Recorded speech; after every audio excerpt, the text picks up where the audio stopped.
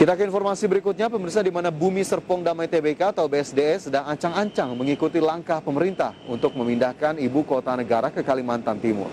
Salah satunya dengan memborong sebanyak 500 hektar lahan yang ada di Samarinda dan Balikpapan, Kalimantan Timur. Dan berikut corporate info selengkapnya.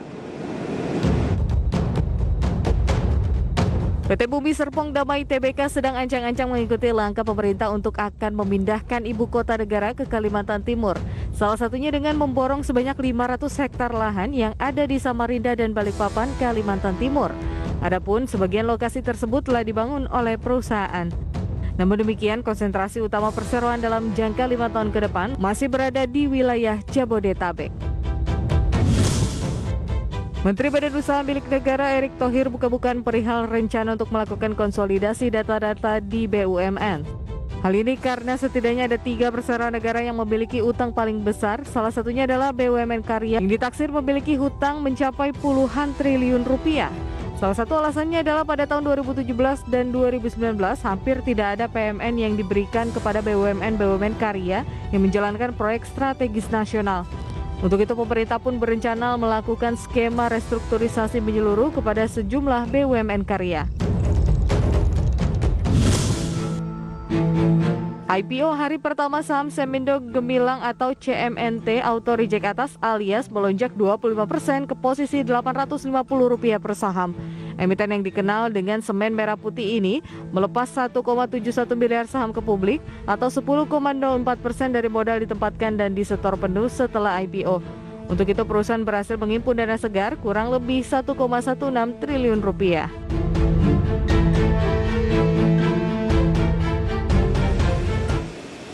Adapun pemirsa, corporate info lainnya kami rangkum dalam grafis sebagai berikut. Kita lihat bersama, ini yang pertama, kinerja kurang memuaskan. Wijaya Karya atau Wika akan merevisi target 2021.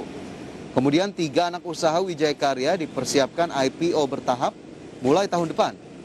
Harga saham Telkom turun 1,48% hari ini pada Rabu pada harga Rp3.400 per saham.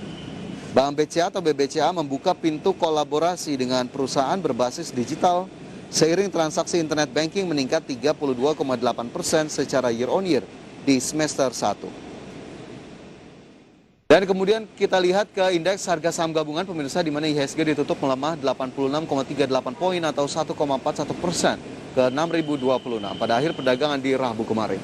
Asing net sell 644 miliar rupiah di pasar reguler. Dari indeks harga saham gabungan kita ke bursa Eropa, di mana trader mengkhawatirkan pertumbuhan jelang pertemuan ECB, ekuitas Eropa terjungkal.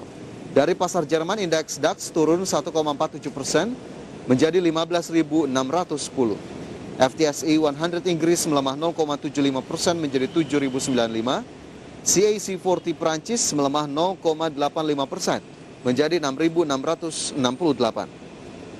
Dan dari Eropa kita bergeser ke Amerika Serikat, di mana Dow Jones turun 0,2% ke level 35.031, S&P 500 turun 0,13% menjadi 4.514, serta Nasdaq Composite turun 0,57% menjadi 15.286.